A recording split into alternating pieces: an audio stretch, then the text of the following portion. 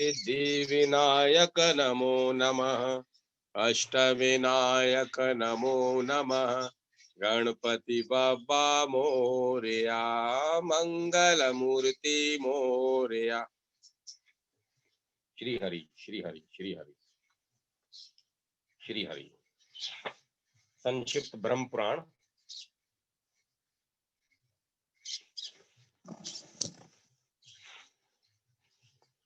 एकरामक क्षेत्र तथा पुरुषोत्तम क्षेत्र की महिमा।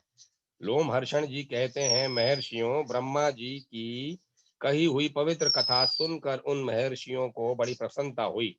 उनके शरीर में रोमांच हो आया। उन्होंने कहा, ब्राह्मण, अब आप एकार्मक क्षेत्र का वर्णन कीजिए। ब्रह्मा जी बोले, मुनिवरों, वह क्षेत्र सब पापों को हरने वाला, पवित्र एवं परम दुर्लभ है।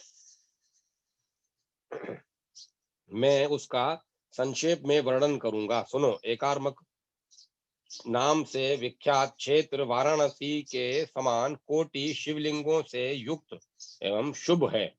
उसमें 8 तीर्थ हैं।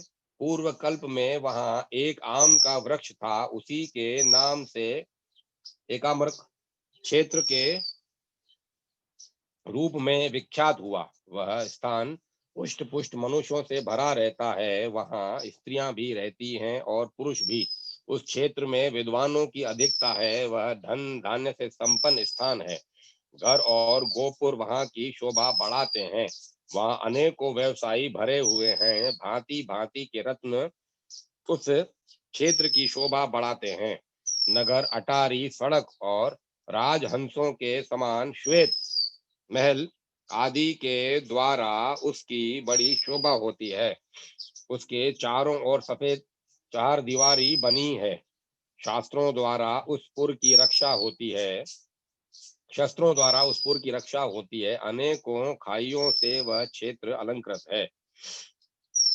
वहां प्रतिदिन उत्सव का आनंद छाया रहता है। नाना प्रकार के बाजों की ध्वनि सुनाई पड़ती है। चार दीवारी और बगीचों से युक्त अनेक दिव्य देव मंदिर सब और उस क्षेत्र की शोभा बढ़ाते हैं। वहां के ब्राह्मण, क्षत्रिय, वैश्य तथा शूद्र बड़े धार्मिक हैं। वे अपने अपने धर्मों में संलग्न रहते हैं। उस क्षेत्र में निर्धन, मूर्ख, दूसरों से द्वेष रखने वाले, रोगी, मलिन, नीच, मायावी, रूपहीन, दुराचारी तथा परद्रोही मनुष्य नहीं। वहाँ सर्वत्र सुख पूर्वक सब लोग घूमते फिरते हैं। वह स्थान सब जीवों के लिए सुखद है। वहाँ नाना प्रकार के पक्षियों का कलरव सुनाई पड़ता है। वहाँ के उद्यान नंदन वन के समान और सबके सेवन करने योग्य हैं। वहाँ के वृक्ष फूलों के भार से झुके रहते हैं और सभी ऋतुओं में उनसे फूल झड़ते रहते हैं। दीर्घिका, तड़ांग, पुष्करणी, वापी तथा अन्यान्य जलाशय सदा कमल वन से सुशोभित रहते हैं। भांति भांति के वृक्ष, नाना प्रकार के सुंदर पुष्प तथा अनेक प्रकार के पवित्र जलाशय सब ओर से उस स्थान की शोभा बढ़ाते हैं। उस क्षेत्र में साक्षात भगवान शंकर सब लोगों का हित करने के लिए निवास करते हैं। वह भोग और मोक्ष दोनों के दाता हैं। इस पृथ्वी पर जितने तीर्थ, नदियां, सरोवर, पुष्करणी, तड़ांग, वापी, कूप और सागर हैं, उन सब से पृथक पृथक जल की बूंदे संग्रहित करके देवताओं सहित भगवान शंकर ने उस क्षेत्र में संपूर्ण लोकों के हित के लिए बिंदुसर नामक तीर्थ स्थापित किया। इसीलिए वह बिंदुसर के नाम से विख्यात है। अगहन के कृष्ण पक्ष की अष्टमी को जो वहां की यात्रा करता है तथा जो जितेंद्रिय भाव से विष्णु वयोग विशुभ योग में श्रद्धा के साथ विधि पूर्वक बिंदु सरोवर में स्नान करते करके तिल और जल से नाम गोत्र के उच्चारण पूर्वक देवताओं, ऋषियों, मनुष्यों एवं पितरों का तर्पण करता है, वह अश्वमेघ यज्ञ का फल पाता है। जो ग्रहण, विषुप योग, संक्रांति, अयनारंभ, 86 युगादि तिथि तथा अन्यान्य शुभ तिथियों में वहां ब्राह्मणों को धन आदि का दान करते हैं वे अन्य तीर्थों की अपेक्षा 100 गुना फल पाते हैं। जो बिंदु सरोवर के तट पर पितरों को पिंड दान देते हैं वे उन पितरों की अक्षय तृतीया का संपादन करते हैं। वे उन पितरों की अक्षय तृप्ति का संपादन करते हैं। स्नान के पश्चात मौन एवं जितेंद्रिय भाव से भगवान शंकर के मंदिर में प्रवेश करके उनकी पूजा करें। 3 बार शिव की प्रदक्षिणा करें। घृत और दुग्ध आदि के द्वारा पवित्रता पूर्वक भगवान शंकर को स्नान कराकर उनके सब अंगों में सुगंधित चंदन एवं केसर लगाएं। तदंतर नाना प्रकार के पवित्र पुष्पों तथा बिल्व पत्र, आक और कमल आदि के द्वारा वैदिक एवं तांत्रिक मंत्रों से तथा केवल नाम में मूल मंत्र से गंध पुष्प चंदन धूप दीप नवेद उपहार स्तुति दंडवत प्रणाम मनोहर गीत वाद नृत्य जप नमस्कार जय शब्द तथा प्रदक्षिणा समर्पण करते हुए महादेव जी का पूजन करें। इस प्रकार देवादिदेव का विधि पूर्वक पूजन करने वाला पुरुष तब पापों से मुक्त हो शिवलोक में जाता है। जो उत्तम बुद्धि वाले पुरुष वहां हर समय महादेव जी का दर्शन करते हैं वे भी पाप मुक्त होकर शिवलोक में जाते हैं। भगवान शिव से पश्चिम पूर्व दक्षिण उत्तर चारों ओर 2.5 योजन तक वह क्षेत्र भोग एवं मोक्ष प्रदान करने वाला है। उस उत्तम क्षेत्र में भास्करेश्वर नाम से प्रसिद्ध एक शिवलिंग है। जो लोग वहां कुंड में स्नान करके भगवान सूर्य द्वारा पूजित त्रिनेत्रधारी देवादिदेव महादेव का दर्शन करते हैं वे सब पापों से मुक्त हो उत्तम विमान पर बैठकर गंधर्वों के मुख से अपनी स्तुति सुनते हुए शिवलोक में जाते हैं। अथवा योगियों के घर में वेद वेदांगों के पारंगत सर्वभूत हितकारी श्रेष्ठ द्विज के रूप में उत्पन्न होते हैं। उस समय वे मोक्ष शास्त्र के तात्पर्य को समझने में कुशल और सर्वत्र समबुद्धि होते हैं तथा भगवान शंकर से श्रेष्ठ योग प्राप्त करके भवबंधन से मुक्ति पा जाते हैं। द्विजवरों स्त्री भी श्रद्धा पूर्वक वहां भगवान शिव का पूजन करके पूर्वोक्त फल को प्राप्त कर लेती है। मुनिवरों भगवान महेश्वर के अतिरिक्त दूसरा कौन ऐसा है जो उस उत्तम क्षेत्र में के संपूर्ण गुणों का वर्णन कर सके। भगवान शिव का एक रामक क्षेत्र वाराणसी के समान शुभ है। जो वहां स्नान करता है वह निश्चय ही मोक्ष प्राप्त कर लेता है। वहां और भी अनेक पवित्र तीर्थ और मंदिर हैं उनका भी ज्ञान प्राप्त करना चाहिए। समुद्र के उत्तर तट पर उस प्रदेश में एक परम गोपनीय मुक्तिदायक क्षेत्र है जो सब पापों का नाश करने वाला है। उस परम दुर्लभ क्षेत्र का विस्तार 10 योजन है। वहां की भूमि पर सब और बालू बिछी हुई है। वह परम पवित्र एवं संपूर्ण कामनाओं को देने वाला है। अशोक अर्जुन पुनांग मोलश्री सरल कटहल नारियल शांखू ताड़ केत चंपा कनेर आम बेल गुलाब कदम्ब कचनार लकुच नाग केसर पीपल चितवन महुआ सहीजन शीशम आंवला नीम तथा बहेड़ा आदि के वृक्षों से उसकी बड़ी शोभा होती है। वहां पक्षियों के मुख से निकले हुए अत्यंत मधुर कलरव कानों और मन को बहुत सुख देते हैं। ऊपर बताए हुए वृक्षों के अतिरिक्त अन्य मनुहर मनुहर पुष्पों लताओं और भांति भांति के जलाशयों से वह क्षेत्र सुशोभित है। अनेकानेक ब्रह्मचारी गृहस्थ वानप्रस्थ सन्यासी तथा सर्वधर्म परायण ब्रह्माणा ब्राह्मण आदि वर्णों से उस क्षेत्र की शोभा होती है। वह हृष्ट पुष्ट मनुष्य तथा अनेक नर नारियों से भरा हुआ है। वह संपूर्ण विद्याओं का स्थान तथा समस्त धर्मों एवं गुणों का आकार है। इस प्रकार वह परम दुर्लभ क्षेत्र सर्वगुण संपन्न है। मुनिवरों वहां भगवान श्री कृष्ण परशोत्तम नाम से विख्यात हैं। उत्कल प्रांत की सीमा समुद्र की और जहाँ तक बताई गई है वह सब स्थान श्री कृष्ण के प्रसाद से अत्यंत पवित्र है। उस देश में विश्वात्मा भगवान पुरुषोत्तम निवास करते हैं। वे जगत व्यापी जगन्नाथ हैं। उन्हीं में सब कुछ प्रतिष्ठित है। मैं भगवान शिव, इंद्र और अग्नि आदि देवता सदा उस देश में निवास करते हैं।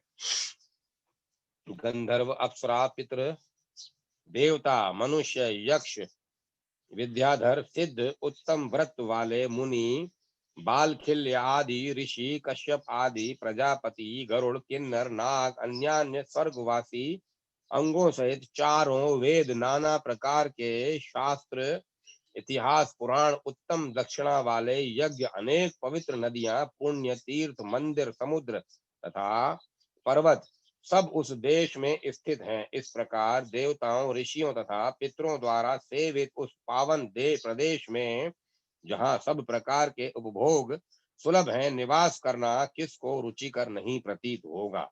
भला उसके सिवाय कौन देश श्रेष्ठ है? उससे बढ़कर दूसरा कौन स्थान है जहाँ मुक्तिदाता भगवान पुरुषोत्तम स्वयं ही विराजमान है? वे मनुष्य जो उत्कल देश में निवास करते हैं, देवताओं के समान और धन्य हैं। जो समस्त तीर्थों के राजा समुद्र में स्नान करके भगवान पुरुषोत्तम का दर्शन करते हैं, वे मनुष्य स्वर्ग में बसते हैं, यमलोक में नहीं जाते। जो उत्कल देशीय पवित्र पुरुषोत्तम क्षेत्र में निवास करते हैं, उन श्रेष्ठ बुद्धि वाले मनुष्यों का जीवन सफल है, क्योंकि वे देव श्रेष्ठ भगवान श्री कृष्ण के मुख कमल का दर्शन करते हैं। भगवान का मुख कमल तीनों लोकों को आनंद प्रदान करने वाला है। उनके नेत्र प्रसन्न एवं विशाल हैं। उनकी बोहें, केश तथा मुकुट सुंदर हैं। कानों में मनोहर कुंडल शोभा पाते हैं। उनकी मुस्कान मनोहर और दंड पंक्ति सुंदर है। वे सुंदर नाग, सुंदर कपोल, सुंदर ललाट तथा उत्तम लक्षणों वाले हैं। अवंती के महाराज इंद्रधुमन का पुरुषोत्तम क्षेत्र में जाना तथा वहां की इंद्र नीलमयी प्रतिमा में गुप्त होने की कथा। ब्रह्मा जी कहते हैं, प्राचीन सतयुग की बात है। इंद्रधुमन नाम से विख्यात एक राजा थे, जो इंद्र के समान पराक्रमी थे। वे सत्यवादी, पवित्र, दक्ष, सर्वशास्त्र विशारद, रूपवान, सौभाग्यशाली, शूरवीर, दानी, उपभोग में समर्थ, प्रिय वचन बोलने वाले, समस्त यज्ञों का अनुष्ठान करने वाले, ब्राह्मण भक्त, सत्य प्रतिज्ञ, धनुर्वेद और वेद शास्त्र में निपुण, विद्वान तथा पूर्णिमा के चंद्रमा की भांति सब स्त्री पुरुषों के प्रेम पात्र थे। सूर्य की भांति उनकी ओर देखना कठिन था। वे शत्रु समुदाय के लिए भयंकर, विष्णु भक्त, सतवगुण संपन्न, क्रोध को जीतने वाले, जीतेंद्रिय, अध्यात्म विद्या के प्रेमी, मुमुक्षु और धर्म परायण थे। इस प्रकार वे सर्व गुण संपन्न राजा इंद्रधुमन समूची पृथ्वी का पालन करते थे। एक समय उनके मन में भगवान श्री हरि की आराधना का विचार उत्पन्न हुआ। वे सोचने लगे, मैं किस क्षेत्र में, किस तीर्थ में, किस नदी में के तट पर अथवा किस आश्रम में देवादिदेव भगवान जनार्दन की आराधना करूं।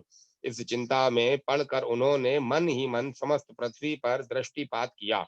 समस्त तीर्थों, क्षेत्रों और नगरों की ओर देखा, परंतु सबको छोड़कर वे विश्वविख्यात मोहदायक पुरुषोत्तम क्षेत्र में गए। वहां उन्होंने बहुत ऊंचा मंदिर बनवाकर उसमें बलराम, श्री कृष्ण और सुभद्रा जी की स्थापना की तथा विधि पूर्वक स्नान, दान, तप, होम और देव दर्शन रूप पंच तीर्थों का अनुष्ठान करके प्रतिदिन भक्ति पूर्वक श्री पुरुषोत्तम की आराधना की और उन्हीं की कृपा से मोक्ष प्राप्त किया।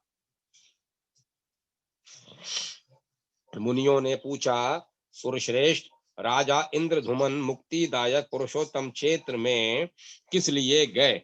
वहां जाकर उन्होंने वह त्रिभुवन विख्यात प्रसाद किस प्रकार बनवाया? प्रजापते, उन्होंने श्री कृष्ण, बलराम और सुभद्रा की स्थापना कैसे की, ये सब बातें विस्तार पूर्वक बताने की कृपा करें। ब्रह्मा जी बोले, द्विजवरों, तुम लोग जो प्राचीन वृतांत पूछ रहे हो, वह सब पापों को दूर करने वाला, पवित्र, भोग और मोक्ष देने वाला तथा शुभ है। इस प्रश्न के लिए तुम्हें साधुवाद देता हूँ। तुम जितेंद्रिय और विशुद्ध चित्त होकर सुनो। मैं सतयुग के राजा इंद्रधुमन का चरित्र बतलाता हूँ। इस पृथ्वी पर मालवा में अवंती उज्जैन नाम की नगरी विख्यात है। वहीं राजा इंद्रधुमन की राजधानी थी। अवंती इस पृथ्वी के मुकुट के समान थी। वहाँ पुष्ट पुष्ट मनुष्य भरे थे। उसकी चार दीवारी और दरवाजे दृढ़ बने हुए थे। दरवाजों पर मजबूत किवाड़ और सुदृढ़ यंत्र लगे थे। नगर के चारों ओर अनेकों खाइयां बनी हुई थी। नगर में बहुत से व्यापारी बसते थे। नाना प्रकार के बर्तनों की अच्छी बिक्री होती थी। रथ चलने लायक सड़कों और बाजार सुंदर थे। रथ चलने लायक सड़कें और बाजार सुंदर थे। चौराहों से चारों ओर जाने के लिए मार्गों का अच्छी प्रकार विभाग हुआ था। अनेकों घर और गोपुर बने हुए थे। बहुत सी गलियां उस नगर की शोभा बढ़ाती थी। राजहंसों के समान श्वेत और मनोहर महल लाखों की संख्या में बने हुए थे, जो उस पुरी की श्री वृद्धि कर रहे थे। अनेकों यज्ञ संबंधी उत्सवों के कारण उस नगर के में आनंद छाया रहता था। गाने और बजाने की ध्वनि गूंजती रहती थी। भांति भांति की ध्वजा और पताकाओं से वह पुरी सुशोभित थी। हाथी, घोड़े, रथ और पैदलों की सेना सब और व्याप्त थी। अनेक प्रकार के सैनिक वहां भरे थे। अनेकों जनपदों के लोग वहां बसे हुए थे। ब्राह्मण, क्षत्रिय, वैश्य, शूद्र तथा विद्वान पुरुषों से वह नगरी सुशोभित थी। वहां मलिन, मूर्ख, निर्धन, रोगी, अंगहीन तथा जुआरी मनुष्यों का अभाव था। वहां के स्त्री पुरुष सदा प्रसन्न चित्त दिखाई देते थे। वह सब रत्नों के दाता तथा सब प्रकार की संपत्तियों को भोगने वाले थे। वहां की कुलवती स्त्रियां सब गुणों में आचार्य थी। वे पतिव्रता, सौभाग्यशालिनी तथा संपूर्ण गुणों से संपन्न थी। उस नगर में अनेकों वन, उपवन, पवित्र एवं मनोरम उद्यान, भांति भांति के पुष्पों से सुशोभित दिव्य देव मंदिर, शाल, ताल, तमाल, बकुल, नाग, केसर, पीपल, कनेर, चंदन, अगर, चंपा तथा अन्य मनोहर वृक्ष, लता, गुल्म आदि शोभा पाते थे।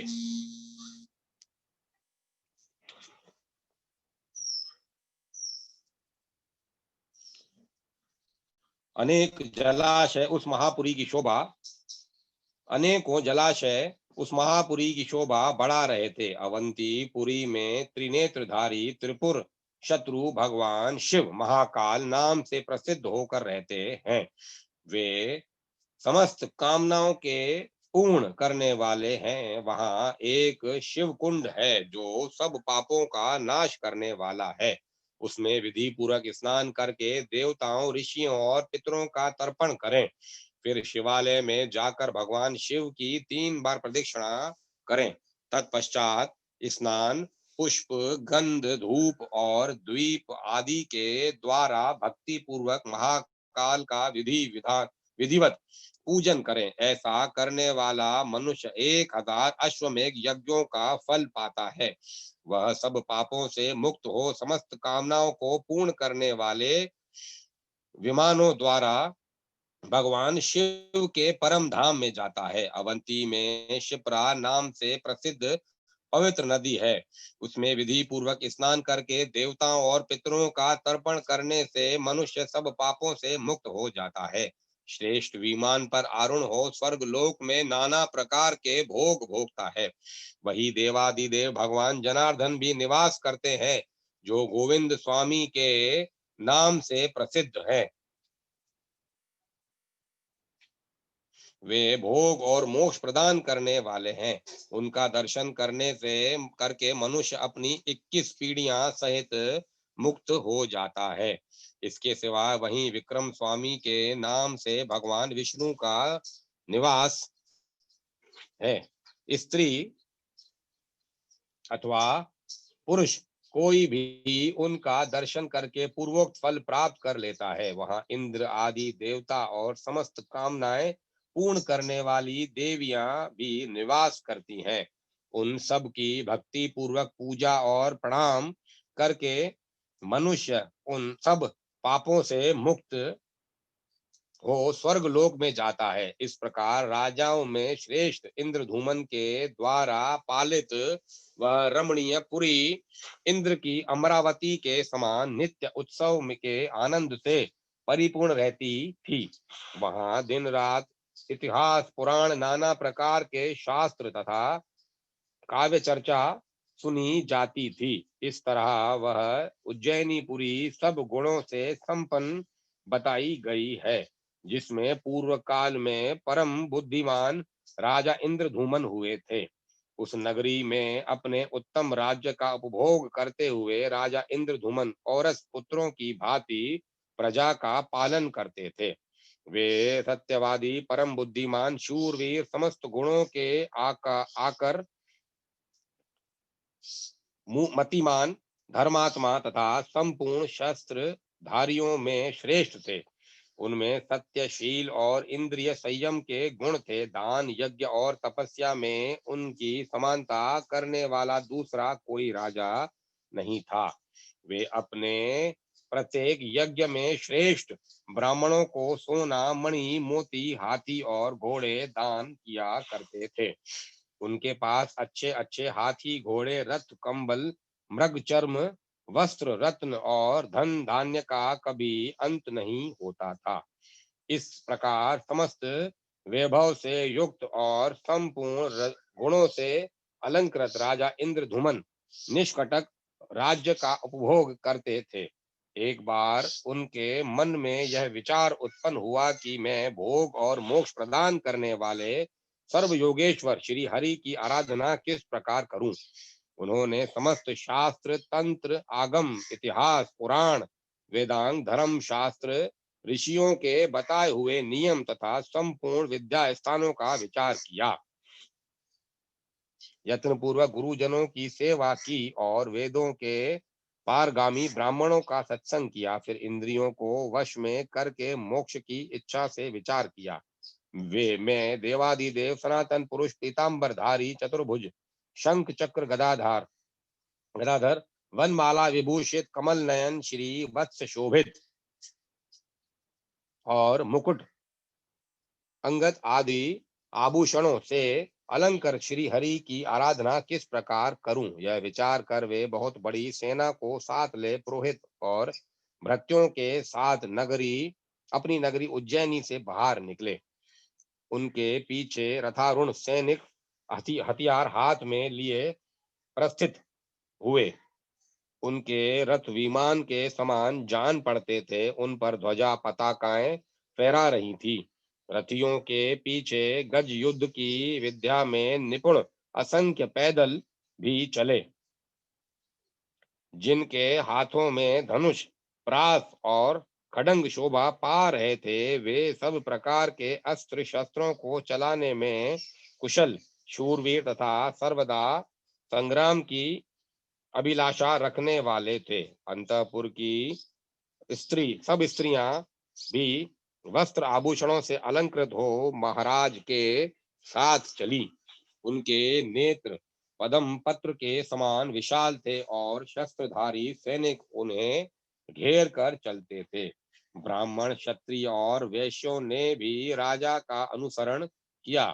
अनेक नगरों के निवासी व्यापारी भी धन रत्न स्वर्ण स्त्री तथा अन्य उपकरणों के साथ प्रशिष्ट हुए। अस्त्र शस्त्र तांबुल तृण काष्ठ तेल वस्त्र फल और पत्र आदि की बिक्री करने वाले लोग अपनी अपनी दुकान लेकर राजा के साथ चले। घसियारे धोबी ग्वाले नाई और दर्जी भी हजारों की संख्या में साथ साथ चल रहे थे। मंगल पाठ करने वाले पुराणों का अर्थ करने में प्रवीण कथावाचक काव्य रचयिता कवि, विष झाड़ने वाले गरुड़ विद्या के जानकार, भांति भांति के रत्नों की परीक्षा करने वाले गज चिकित्सक, मनुष्य चिकित्सक, वृक्ष वृक्ष चिकित्सक, गौ चिकित्सक तथा समस्त पुरवासी राजा के पीछे पीछे चलने लगे। जैसे दूसरे गांव को जाते हुए पिता के पीछे पुत्र भी उत्सुक होकर जाने लगते हैं, उसी प्रकार समस्त पूर्ववासी भी राजा इंद्रधूमन का अनुसरण इंद्र पूर्ववासियों ने भी राजा इंद्रधूमन का अनुसरण किया। इस प्रकार हाथी, घोड़े, रथ और पैदल सहित महान जन समुदाय के साथ धीरे धीरे यात्रा करते हुए राजा इंद्रधुमन दक्षिण समुद्र के तट पर पहुंचे। वहां उन्होंने रमणीय समुद्र का दर्शन किया, जो लाखों उताल तरंगों से व्याप्त होने के कारण नृत्य करता सा प्रतीत होता था। उसमें नाना प्रकार के रत्न और भांति भांति के प्राणी भरे थे। उसमें बड़े जोर का शब्द हो रहा था। वह अगाध समुद्र अत्यंत भयंकर, अपार तथा मेघमाला के समान श्याम दिखाई देता था। उसी में भगवान श्री हरि के शयन का स्थान है। खारे पानी से भरा हुआ वह नदियों का स्वामी सिंधु परम पवित्र, सब पापों को दूर करने वाला तथा संपूर्ण मनोवांछित फलों को देने वाला है। ऐसे समुद्र को देखकर राजाओं में श्रेष्ठ इंद्रधूमन को बड़ा विस्मय हुआ। उन्होंने समुद्र के तट पर पहुंचकर एक मनोहर प्रदेश में, जो सर्वगुण संपन्न एवं पवित्र था, निवास किया। मुनियों ने पूछा, ब्राह्मण, भगवान विष्णु के इस परम पवित्र पुरुषोत्तम क्षेत्र में क्या पहले भगवान की कोई प्रतिमा नहीं थी, जो राजा ने सेना और सवारियों के साथ वहां जाकर श्री कृष्ण, बलराम तथा सुभद्रा जी की स्थापना की? ब्रह्मा जी बोले, महर्षियों, इस विषय में समस्त पापों का विनाश करने वाली प्राचीन कथा सुनो। मैं उसे संक्षेप में कहूंगा। एक समय समस्त लोकों की सृष्टि करने वाले अविनाशी भगवान वासुदेव को प्रणाम करके भगवती लक्ष्मी ने सब लोगों के हित के लिए इस प्रकार प्रश्न किया, भगवान, आप समस्त लोकों के स्वामी हैं।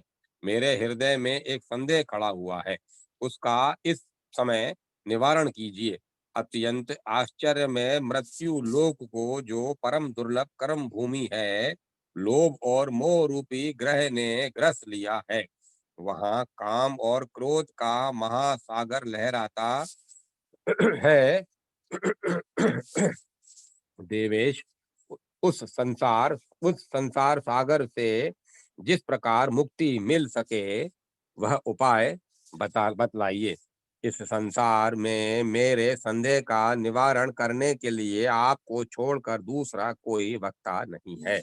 देवी का वह वचन सुनकर देवादिदेव भगवान जनार्दन ने बड़ी प्रसन्नता के साथ यह सारभूत अमृतमय वचन कहे। देवी, समस्त तीर्थों में श्रेष्ठ पुरुषोत्तम क्षेत्र विख्यात तीर्थ है। वह बहुत ही सुंदर, सुखपूर्वक सेवन करने योग्य, अनायास साध्य तथा उत्तम फल देने वाला है। तीनों लोकों में उसके समान कोई तीर्थ नहीं है। देवेश्वरी, पुरुषोत्तम तीर्थ का नाम लेने मात्र से मनुष्य सब पापों से मुक्त हो जाता है। उसे संपूर्ण देवता, दैत्य, दानव तथा मरीचि आदि मुनिवर भी भली भांति नहीं जानते। उसको मैंने अब तक गुप्त ही रखा है। इस समय उस तीर्थराज की महिमा का वर्णन करता हूँ, तुम एक चित्त होकर सुनो। दक्षिण समुद्र के तट पर जहाँ एक वट का महान वृक्ष खड़ा है, वह अत्यंत दुर्लभ क्षेत्र है। उसका विस्तार 10 योजन का है। होने वह वट कल्प का संहार होने पर भी नष्ट नहीं होता। उस वट वृक्ष के दर्शन से तथा उसकी छाया के नीचे चले जाने से ब्रह्म हत्या भी छूट जाती है। फिर अन्य पापों की तो बात ही क्या है। जिन्होंने उसकी परिक्रमा की है, उसे मस्तक झुकाया हुआ जिन्होंने उसकी परिक्रमा की है, उसे मस्तक झुकाया है, वे सब पाप रहित होकर भगवान विष्णु के धाम को पहुंच गए हैं। उस वट वृक्ष के उत्तर और भगवान केशव के कुछ दक्षिण जो बहुत बड़ा महल खड़ा है, वह धर्म में पद है। वहां स्वयं भगवान की बनाई हुई प्रतिमा का दर्शन करके पृथ्वी के सब मनुष्य अनायास ही मेरे धाम में चले जाते हैं। प्रिय, इस प्रकार सब लोगों को वैकुंठ धाम में जाते देख एक दिन धर्मराज मेरे पास आए और मुझे प्रणाम करके इस प्रकार बोले। यमराज ने कहा, भगवान आपको नमस्कार है। देव, आप संपूर्ण लोकों के स्वामी और समस्त विश्व के पालक हैं। आपको नमस्कार है। आप क्षीर सागर के निवासी और शेष नाग के शरीर की शैया पर शयन करने वाले हैं। आप सबसे श्रेष्ठ, वरणीय और वरदाता हैं। सबके कर्ता होते हुए भी स्वयं अकृत हैं।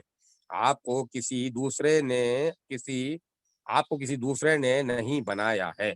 आप प्रभु, शक्ति से संपन्न, संपूर्ण विश्व के ईश्वर, अजन्मा, सर्वव्यापी, सर्वज्ञ तथा किसी से परास्त न होने वाले हैं। आपका श्री विग्रह नील कमल दल के समान श्याम है। नेत्र खिले हुए कमल की शोभा धारण करते हैं। आप सबके ज्ञाता, निर्गुण, शांत, जगदाधार, अविनाशी, सर्वलोक सृष्टा तथा सबको सुख देने वाले हैं। जानने योग्य पुराण पुरुष, व्यक्ता व्यक्त स्वरूप, सनातन परमेश्वर, कार्य कारण के उत्पादक, लोकनाथ एवं जगत गुरु हैं। आपका वक्ष स्थल श्री वत्स चिन्ह से सुशोभित है। आप वनमाला से विभूषित हैं। आपका वस्त्र पीले रंग का है। आपकी चार बाहें हैं। आप शंख, चक्र, गदा, हार, केयूर, मुकुट और अंगद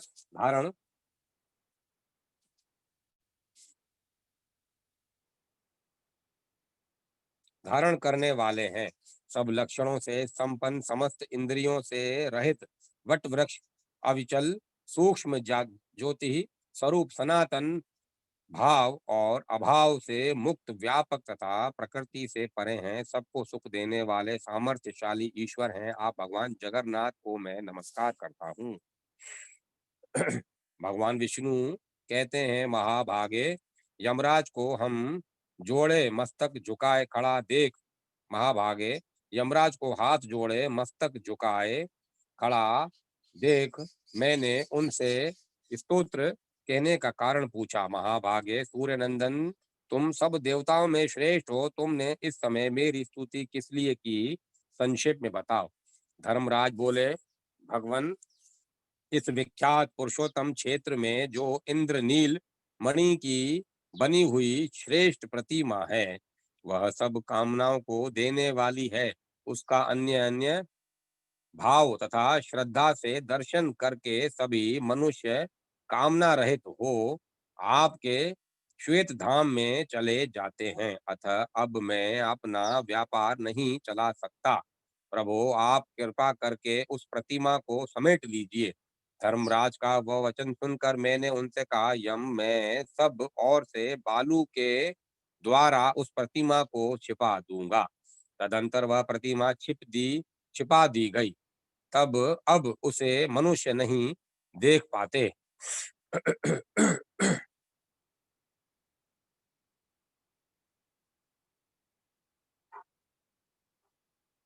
उसे छिपा देने के बाद मैंने यमराज को दक्षिण दिशा में भेज दिया।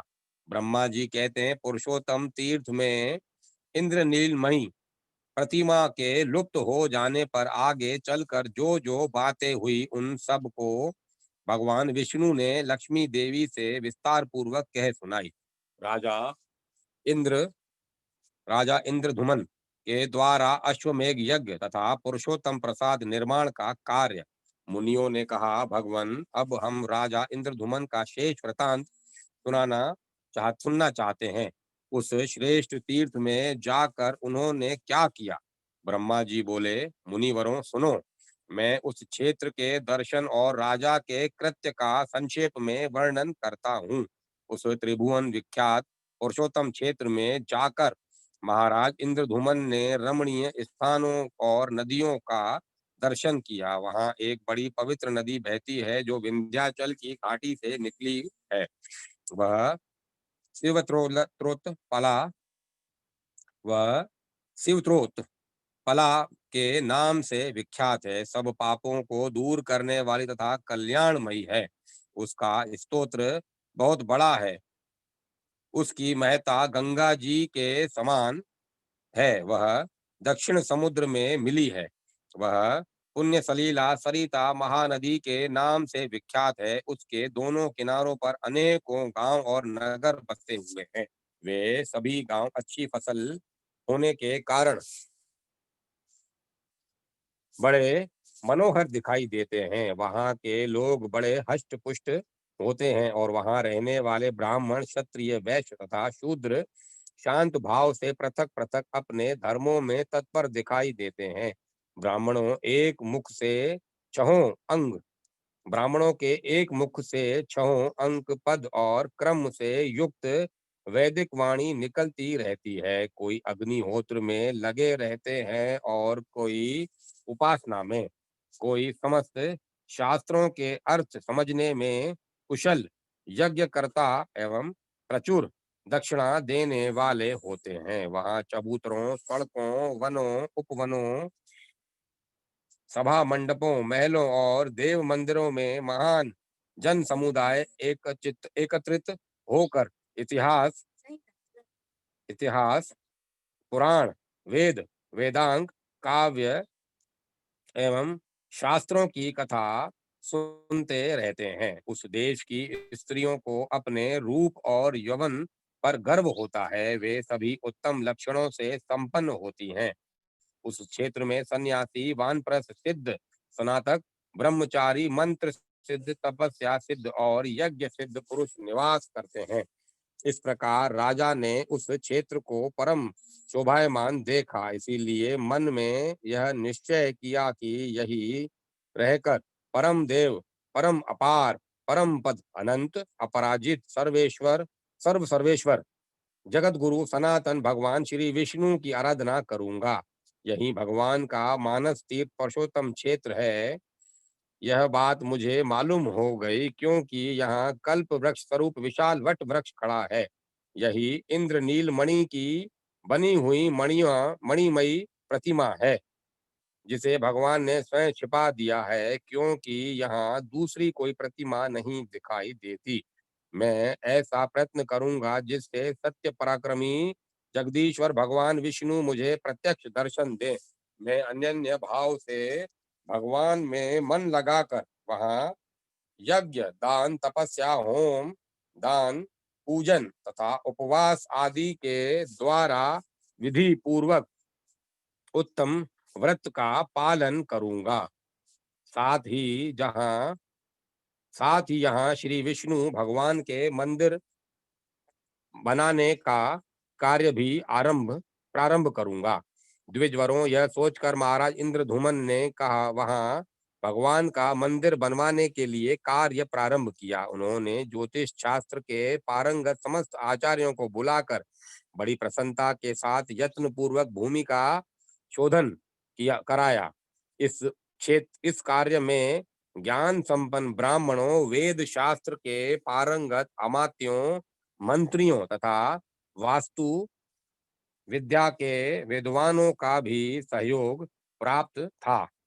उन सब के साथ भली भांति विचार करके शुभ दिन और शुभ मुहूर्त में, जबकि उत्तम चंद्रमा और नक्षत्रों का योग था तथा ग्रहों की भी अनुकूलता थी, राजा ने श्रद्धा पूर्वक अर्घ्य दिया। उस समय जय जयकार तथा मंगलमय शब्द हो रहे थे। भांति भांति के वाघों की मनोहर ध्वनि गूंज रही थी। वेद मंत्रों के गंभीर घोष और मधुर संगीत हो रहे थे। फूल, लाजा, अक्षत, चंदन भरे हुए कलश कलश तथा दीपक आदि के द्वारा पूजा कार्य संपन्न किया था। इस प्रकार अर्घ्य दान दे महाराज इंद्रधूमन ने शूरवीर कलिंग राज, उत्कल राज, और कौशल राज को बुलाकर कहा, राजाओं, तुम सब लोग एक ही साथ मंदिर के निमित्त शिला ले आने के लिए जाओ। अपने साथ प्रधान प्रधान शिल्पियों को भी जो शिला खोदने के काम में निपुण हो ले लो। विंध्याचल बहुत विस्तृत पर्वत है। वह अनेकों कंदराओं से सुशोभित है। उसके सभी शिखरों को भली भांति देखकर सुंदर सुंदर वटवाओ शिलाएं कटवाओ। भांति भांति उसके सभी शिखरों को भली भांति देखकर सुंदर सुंदर शिलाएं कटवाओ और उन्हें छकड़ों तथा नावों पर लाद कर ले आओ, विलंब न करो। इस प्रकार राजाओं को शिला के लिए जाने की आज्ञा दे महाराज ने अमात्यों और पुरोहितों से कहा, सर्वत्र शीघ्रगामी दूत भेजे जाएं और वे पृथ्वी के समस्त राजाओं के पास जाकर मेरी यह आज्ञा सुना दें। राजाओं, महाराज इंद्रधुमन की आज्ञा के अनुसार तुम सब लोग हाथी, घोड़े, रथ और पैदल सेना तथा अमात्यों एवं पुरोहितों के साथ चलो। ऐसी आज्ञा पाकर दूत राजाओं के पास गए और सबको महाराज की आज्ञा सुना दी। दक्षिण, पश्चिम, उत्तर और पूर्व देशों में के रहने वाले, दूर और समीप निवास करने वाले, पर्वत तथा भिन्न भिन्न द्वीपों के निवासी नरेश, महाराज इंद्रधुमन का आदेश सुनकर रथ, हाथी, घोड़े और पैदल सेना के साथ बहुत धन लेकर भारी संख्या में एकत्रित हुए। राजाओं को अमात्यों और पुरोहितों सहित आया देख महाराज को बड़ी प्रसन्नता हुई। वे बोले, नृपवरों, मैं आप लोगों से कुछ निवेदन करना चाहता हूँ, सुने। यह भोग और मोक्ष प्रदान करने वाला कल्याणमय क्षेत्र है। मैं यहाँ अश्वमेघ यज्ञ करना और भगवान विष्णु का मंदिर बनवाना चाहता हूँ, किंतु मैं इसे कैसे पूर्ण कर सकता हूँ, इस चिंता से मेरा चित्त व्याकुल हो रहा है। यदि आप लोग भली भांति मेरी सहायता करें तो मेरा सब कार्य संपन्न हो सकता है। महाराज इंद्रधूमन के यूं कहने पर सब राजाओं को बड़ा हर्ष हुआ। उन्होंने महाराज की आज्ञा से धन, रत्न, स्वर्ण, मणि, मोती, कंबल, मृग चर्म, सुंदर बिछोने, हीरे, पुखराज, माणिक, लाल, नीलम, हाथी, घोड़े, रथ, अथनी, भांति भांति के द्रव्य, भक्ष्य, भोज्य तथा अनुलेप आदि पदार्थों की वर्षा की। राजा इंद्रधुमन ने देखा यज्ञ की सब सामग्री एकत्रित हो गई और यज्ञ कर्म के ज्ञाता, वेद वेदांगों के में पारंगत, शास्त्र ज्ञान में निपुण तथा सब कर्मों में कुशल ऋषि, महर्षि, देव ऋषि, तपस्वी, ब्रह्मचारी, गृहस्थ, वानप्रस्थ, सन्यासी, स्नातक तथा अग्निहोत्र परायण ब्राह्मण भी उपस्थित हैं। तब उन्होंने अपने पुरोहित से कहा, ब्राह्मण, कुछ विद्वान ब्राह्मण जो वेदों के पारंगत पंडित हों, जाकर अश्वमेघ यज्ञ की सिद्धि के लिए उत्तम स्थान देखें। राजा के यूं कहने पर विद्वान पुरोहितों ने यज्ञ कर्म में कुशल ब्राह्मणों को आगे करके शिल्पियों के साथ प्रस्थान किया और उस देश में जहाँ गिवरों का गांव था, विधि पूर्वक यज्ञशाला बनवाई। उसमें गली कूचे और छतरियां भी बनवाई गई। सैकड़ों महल बनाए गए थे। सारा यज्ञ मंडप स्वर्ण, रत्न तथा श्रेष्ठ मणियों से विभूषित हो इंद्र भवन के समान रमणीय दिखाई देता था। खंभों पर स्वर्ण से चित्रकारी की गई थी। दरवाजे बहुत बड़े बड़े बने हुए थे। यज्ञ के प्रत्येक भवन में शुद्ध सुवर्ण का उपयोग किया गया था। धर्मात्मा पुरोहित ने भिन्न भिन्न देशों के निवासी राजाओं के लिए अंतपुर भी बनवाए थे।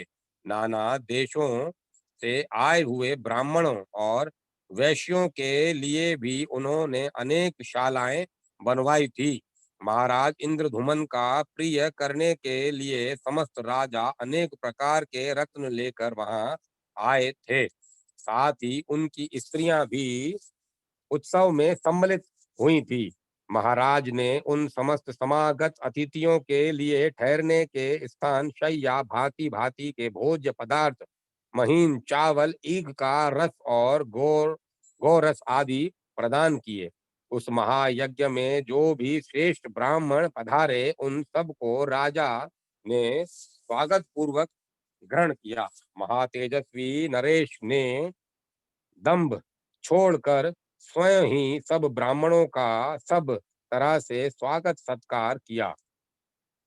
तत्पश्चात शिल्पियों ने अपनी शिल्प रचना का कार्य पूरा करके राजा को यज्ञ मंडप तैयार हो जाने की सूचना दी। यह सुनकर मंत्रियों सहित राजा बहुत प्रसन्न हुए। उनके शरीर में रोमांच हो आया। यज्ञ मंडप तैयार हो जाने पर महाराज ने ब्राह्मण भोजन का कार्य आरंभ कराया। प्रतिदिन जब 1 लाख ब्राह्मण भोजन कर लेते, तब बारंबार मेघ गर्जना के समान गंभीर स्वर में धुंदभी की ध्वनि होने लगती थी। इस प्रकार राजा के यज्ञ की वृद्धि होने लगी। उसमें अन्न का इतना दान किया गया जिसकी कहीं उपमा नहीं थी। लोगों ने देखा वहां दूध, दही और घी की नदियां बह रही हैं। भिन्न भिन्न जनपदों के साथ समूचे जम्बू द्वीप के लोग वहां जुटे थे। वहां कितने ही सहस्त्र पुरुष बहुत से पात्र लेकर इधर उधर से एकत्र हुए थे। राजा के अनुगामी पुरुष ब्राह्मणों को तरह तरह के अनुपान और राजाओं के उपभोग में आने वाले भोज्य पदार्थ परोसते थे। यज्ञ में आए हुए वेद वेत्ता ब्राह्मणों तथा राजाओं का महाराज ने पूर्ण स्वागत सत्कार किया। इसके बाद उन्होंने राजकुमारों से कहा। राजा बोले, राजपुत्रों, अब समस्त शुभ लक्षणों से युक्त श्रेष्ठ अश्व ले आओ और उसे समूची पृथ्वी पर घुमाओ। विद्वान और धर्मात्मा ब्राह्मण यहाँ होम करें और यह यज्ञ उस समय तक चालू रहे जब तक कि भगवान उसके समीप प्रकट होकर मुझे दर्शन न दे। यूं कहकर राजाओं में श्रेष्ठ इंद्रधुमन ने बहुत सा स्वर्ण, करोड़ों के आभूषण, लाखों हाथी घोड़े, अरबों बैल तथा स्वर्णमय सींगों वाले दुधारू गोए, जिनके साथ कांसे के दुग्ध पात्र थे, वेद वेत्ता ब्राह्मणों को दान किए। इसके सिवाय बहुमूल्य वस्त्र, हिरण्य के बालों से बने हुए बिछोने, मूंगा, मणि तथा हीरा, पुखराज, माणिक और मोती आदि भांति भांति के रत्न भी दिए। उस अश्वमेध यज्ञ में याचकों और ब्राह्मणों को भांति भांति के भक्ष्य भोज्य पदार्थ प्रदान किए गए। मीठे हुए तथा स्वादिष्ट अन्न सब जीवों की तृप्ति के लिए बारंबार दिए जाते थे। वहां दिए गए तथा दिए जाने वाले धन का कभी अंत नहीं होता था। इस प्रकार उस महायज्ञ को देखकर देवता, दैत्य, चारण, गंधर्व, अप्सरा, सिद्ध, ऋषि और प्रजापति सब के सब बड़े विस्मय में पड़ गए। उस श्रेष्ठ यज्ञ की सफलता देख पुरोहित, मंत्री तथा राजा सबको बड़ी प्रसन्नता हुई। वहां कोई भी मनुष्य मलिन, दीन अथवा भूखा नहीं रहा।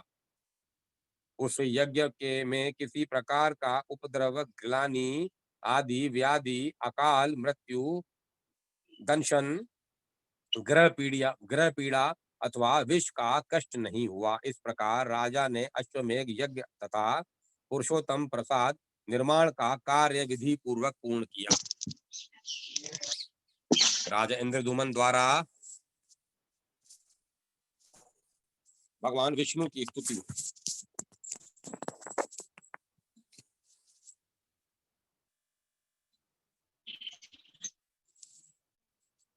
ब्रह्मा जी कहते हैं, अश्वमेध यज्ञ के अनुष्ठान और प्रसाद निर्माण का कार्य पूर्ण हो जाने पर राजा इंद्रधूमन के मन में दिन रात प्रतिमा के लिए चिंता रहने लगी। वे सोचने लगे, कौन सा उपाय करूं जिससे सृष्टि पालन और संहार करने वाले लोक पावन भगवान परशुराम का मुझे दर्शन हो। इसी चिंता में निमग्न रहने के कारण उन्हें न रात में नींद आती न दिन में। वे न तो भांति भांति के भोग भोगते और न स्नान एवं श्रृंगार ही करते थे। वाग, सुगंध, संगीत, अंगराग, इंद्रनील, महानील, पद्मराग, सोना, चांदी, हीरा, स्फटिक आदि मणियां, राग, अर्थ, काम, वन्य पदार्थ अथवा दिव्य वस्तुओं से भी उनके मन को संतोष नहीं होता था। पत्थर, मिट्टी और लकड़ी में से इस पृथ्वी पर सर्वोत्तम वस्तु कौन है, किससे भगवान विष्णु की प्रतिमा का निर्माण ठीक हो सकता है। इस प्रकार की चिंता में पड़े पड़े उन्होंने पांचरात्र की विधि से भगवान पुरुषोत्तम का पूजन किया और अंत में इस प्रकार सतवन आरंभ किया। वासुदेव, आपको नमस्कार है। आप मोक्ष के कारण हैं। आपको मेरा नमस्कार है। संपूर्ण लोकों के स्वामी परमेश्वर, आप इस जन्म मृत्यु रूपी संसार सागर से मेरा उद्धार कीजिए। पुरुषोत्तम, आपका स्वरूप निर्मल आकाश के समान है। आपको नमस्कार है। सबको अपनी ओर खींचने वाले संकर्षण, आपको प्रणाम है। धरणीधर, आप मेरी रक्षा कीजिए। हेम गर्भ शालिग्राम शिला की सी आभा वाले प्रभु, आपको नमस्कार है। मकर ध्वज, आपको प्रणाम है। रंती रतिकांत, आपको नमस्कार है। शंभासुर का संहार करने वाले प्रद्युम्न, आप मेरी रक्षा कीजिए। भगवान, आपका श्री अंग अंजन के समान श्याम है। भक्त वत्सल, आपको नमस्कार है। अनिरुद्ध, आपको प्रणाम है। आप मेरी रक्षा करें और वरदायक बने। संपूर्ण देवताओं के निवास स्थान, आपको नमस्कार है। देव प्रिय, आपको प्रणाम है। नारायण, आपको नमस्कार है। आप मुझे आप मुझ शरणागत की रक्षा कीजिए। बलवानों में श्रेष्ठ बलराम, आपको प्रणाम है। लांग लायुध, आपको नमस्कार है। चतुर्मुख जगद्धाम प्रतिमा प्रति प्रपि प्रपितामह, मेरी रक्षा कीजिए। नील मेघ के समान आभा वाले घनश्याम, आपको नमस्कार है। देव पूजित परमेश्वर, आपको प्रणाम है। सर्वव्यापी जगन्नाथ, मैं भव सागर में डूबा हुआ हूँ, मेरा उद्धार कीजिए। प्रलय अग्नि के समान तेजस्वी तथा दहकते हुए नेत्रों वाले महापराक्रमी दैत्य शत्रु नरसिंह, आपको नमस्कार है। आप मेरी रक्षा कीजिए। पूर्व काल में महावराह रूप धारण कर आपने जिस प्रकार इस पृथ्वी का रसातल से उद्धार किया था, उसी प्रकार मेरा भी दुख के समुद्र में से उद्धार कीजिए। कृष्ण, आपके इन वरदायक स्वरूपों का मैंने सत्वन किया है। वे बलदेव आदि जो पृथक रूप से स्थित दिखाई देते हैं, आपके ही अंग हैं। देवेश प्रभु अच्युत गरुड़ आदि पार्षद आयुधों सहित दिक्पाल तथा केशव आदि जो आपके अन्य भेद मनीषियों द्वारा बतलाए गए हैं, उन सब का मैंने पूजन किया है।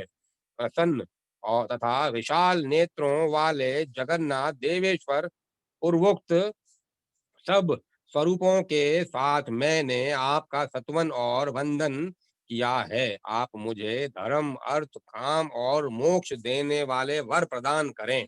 अरे संकर्षण आदि जो आपके भेद बताए गए हैं, वे सब आपकी पूजा के लिए ही प्रकट हुए हैं। अतः वे आपके ही आश्रित हैं। देवेश, वस्तुतः आप में कोई भेद नहीं है। आपके जो अनेक प्रकार के रूप बताए जाते हैं, वे सब उपचार से ही कहे गए हैं। आप तो अद्वैत हैं, फिर कोई भी मनुष्य आपको द्वैत रूप कैसे कह सकता है। अरे आप एकमात्र व्यापक चित्त स्वभाव तथा निरंजन है। आपका जो परम स्वभाव है, वह भाव और अभाव से रहित, निर्लेप, निर्गुण, श्रेष्ठ, कुटस्थ कुटस्थ अचल, ध्रुव, समस्त उपाधियों से निर्मुक्त और सत्ता मात्र रूप से स्थित है। प्रभु, उसे देवता भी नहीं जानते, फिर मैं ही कैसे उसे जान सकता हूँ? इसके सिवाय आपका जो अपर स्वरूप है, वह पीतांबरधारी और चार भुजाओं वाला है। उसके हाथों में शंख, चक्र और गदा सुशोभित है।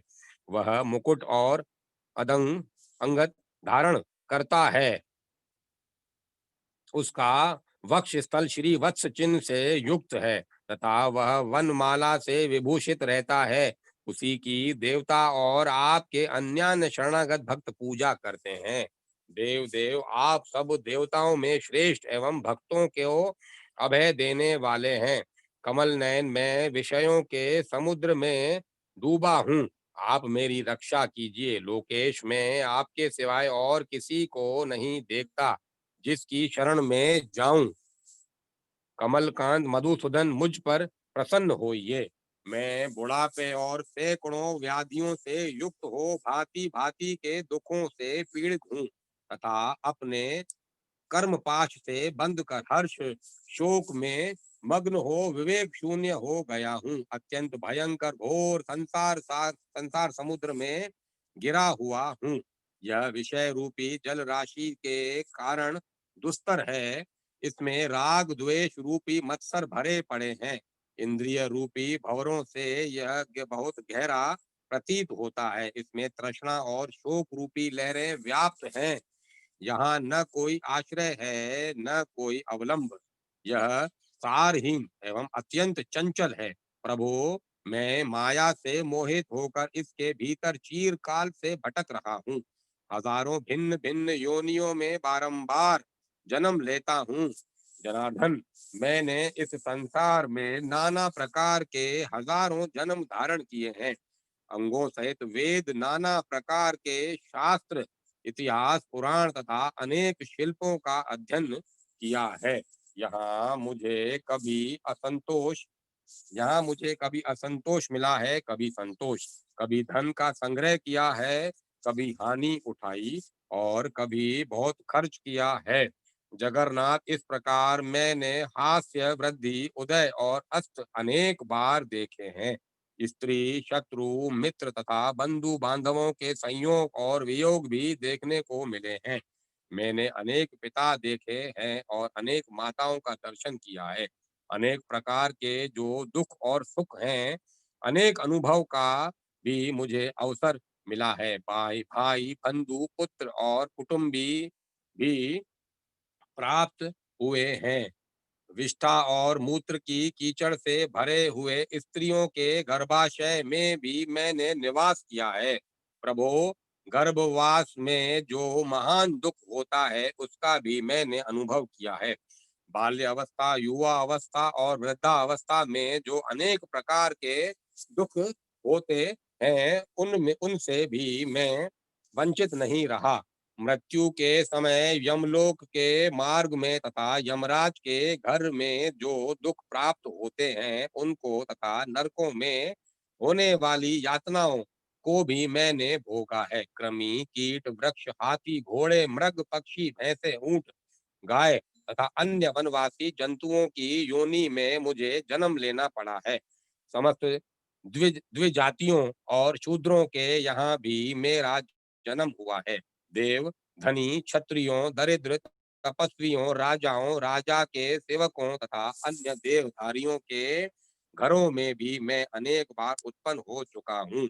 नाथ, मुझे अनेकों बार ऐसे मनुष्यों का दास होना पड़ा है जो स्वयं दूसरों के दास हैं।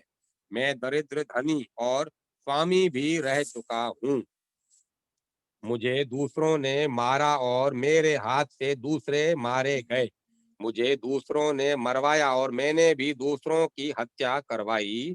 मुझे दूसरों ने और मैंने दूसरों को अनेक बार दान दिए हैं।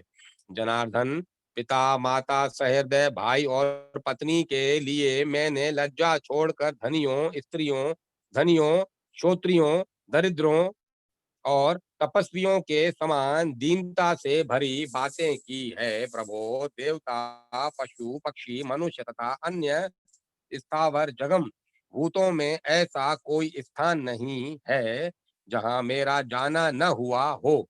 जगतपते, कभी नरक में और कभी स्वर्ग में मेरा निवास रहा है, कभी मनुष्य लोक में और कभी त्रिय त्रियज्ञ योनियों में भी में जन्म लेना पड़ा है। सूर्यश्रेष्ठ जैसे रहट में रस्सी से बंधी हुई घटी कभी ऊपर जाती, कभी नीचे आती और कभी बीच में ठहरी रहती है, उसी प्रकार मैं कर्म रूपी रज्जु में बंद कर देव योग से ऊपर नीचे और मध्यवर्ती लोक में भटकता रहता हूँ। इस प्रकार यह संसार चक्र बड़ा ही भयानक है, रोमांचकारी है। मैं इसमें दीर्घ काल से घूम रहा हूँ, किंतु कभी इसका अंत नहीं दिखाई देता। समझ में नहीं आता अब क्या करूं। अरे, हमारी संपूर्ण इंद्रियां व्याकुल हो गई हैं। मैं शोक और तृष्णा से आक्रांत होकर अब कहाँ जाऊं, मेरी चेतना लुप्त हो रही है। देव, इस समय व्याकुल होकर मैं आपकी शरण में आया हूँ। कृष्ण, मैं संसार समुद्र में डूबकर दुख भोगता हूँ, मुझे बचाइए। जगन्नाथ, यदि आप मुझे अपना भक्त मानते हैं तो मुझ पर कृपा कीजिए। आपके सिवाय दूसरा कोई ऐसा बंधु नहीं है जो मेरी चिंता करेगा। देव प्रभु, आप जैसे स्वामी की शरण में आकर अब मुझे जीवन मरण अथवा योगक्षेम के लिए कहीं भी भय नहीं होता। देव, जो नराधम आपकी विधि पूर्वक पूजा नहीं करते, उनकी इस संसार बंधन से मुक्ति और सदगति कैसे हो सकती है। जगदाधार भगवान केशव में जिनकी भक्ति नहीं होती, उनके कुछ शील उनके कुल शील, विद्या और जीवन से क्या लाभ है। जो आसुरी प्रकृति का आश्रय ले विवेक शून्य हो, उनकी निंदा करते हैं, वे बारंबार जन्म लेकर घोर नरक में पड़ते हैं तथा उस नरक समुद्र में उनका कभी उद्धार नहीं होता। देव, जो दुराचारी नीच पुरुष आप पर दोषारोपण करते हैं, वे कभी नर्क से छुटकारा नहीं पाते। हरे, अपने कर्मों में बंधे रहने के कारण मेरा जहाँ कहीं भी जन्म हो, वहाँ सर्वदा आप में मेरी दृढ़ भक्ति बनी रहे। देव, आपकी आराधना करके देवता, दैत्य, मनुष्य तथा अन्य संयमी पुरुषों ने परम सिद्धि प्राप्त की है, फिर कौन आपकी पूजा न करेगा। भगवान ब्रह्मा आदि देवता भी आपकी स्तुति करने में समर्थ नहीं है, फिर मानव बुद्धि लेकर मैं आपकी स्तुति कैसे कर सकता हूँ, क्योंकि आप प्रकृति से परे परमेश्वर हैं। प्रभु, मैंने अज्ञान के भाव से आपकी स्तुति की है, यदि आपकी मुझ पर दया हो तो मेरे इस अपराध को क्षमा करें। अरे, साधु पुरुष अपराधी पर भी क्षमा भाव ही रखते हैं, अतः देवेश्वर, आप भक्त स्नेह के वशीभूत होकर मुझ पर प्रसन्न होइए। देव, मैंने भक्ति भावित चित्त से आपकी जो स्तुति की है वह सांगोपांग सफल हो। वासुदेव, आपको नमस्कार है। वासुदेव, आपको नमस्कार है। वासुदेव, आपको नमस्कार है। ब्रह्मा जी कहते हैं, राजा इंद्रधुमन के इस प्रकार स्तुति करने पर भगवान गरुड़ध्वज ने प्रसन्न होकर उनका सब मनोरथ पूर्ण किया। जो मनुष्य भगवान जगन्नाथ का पूजन करके प्रतिदिन इस स्तोत्र से उनका सत्वन करता है, वह बुद्धिमान निश्चय ही मोक्ष प्राप्त कर लेता है। जो विद्वान पुरुष तीनों संध्याओं के समय पवित्र हो इस श्रेष्ठ स्तोत्र का जप करता है, वह धर्म, अर्थ, काम और मोक्ष पाता है। जो एकाग्र चित्त हो इसका पाठ या श्रवण करता अथवा दूसरों को सुनाता है, वह पाप रहित हो भगवान विष्णु के सनातन धाम में जाता है। यह स्तोत्र परम प्रशंसनीय, पापों को दूर करने वाला, भोग एवं मोक्ष देने वाला, कल्याण में गोपनीय, अत्यंत दुर्लभ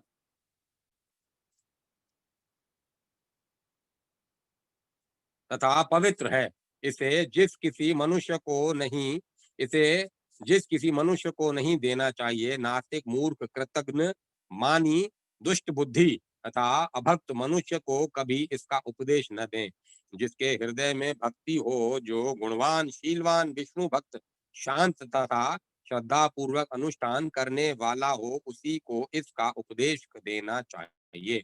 मैं निर्मल हृदय वाले मनुष्य जो निर्मल हृदय वाले मनुष्य उन परम सूक्ष्म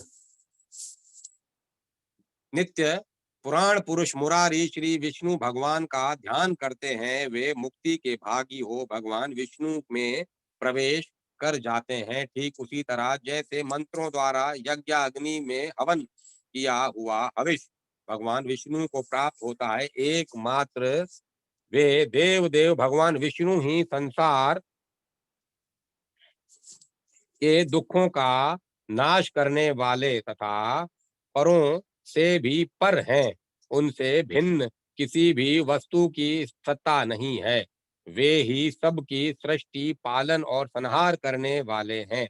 वे ही समस्त संसार में सारभूत हैं। मोक्ष सुख देने वाले जगत गुरु भगवान श्री कृष्ण के में यहाँ जिनकी भक्ति नहीं होती, उन्हें विद्या से, अपने गुणों से तथा यज्ञ, दान और कठोर तपस्या से क्या लाभ हुआ।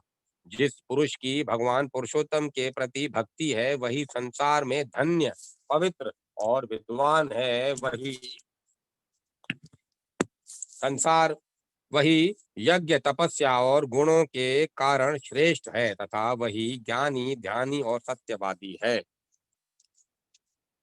राजा को स्वप्न में स्वप्न में और प्रत्यक्ष भी भगवान का दर्शन, भगवत प्रतिमा का निर्माण, स्थापन और यात्रा की महिमा। अब मैं कथा को यहीं विराम देता हूँ। कल अपन आगे आनंद लेंगे। ये जगन्नाथ भगवान की कथा है।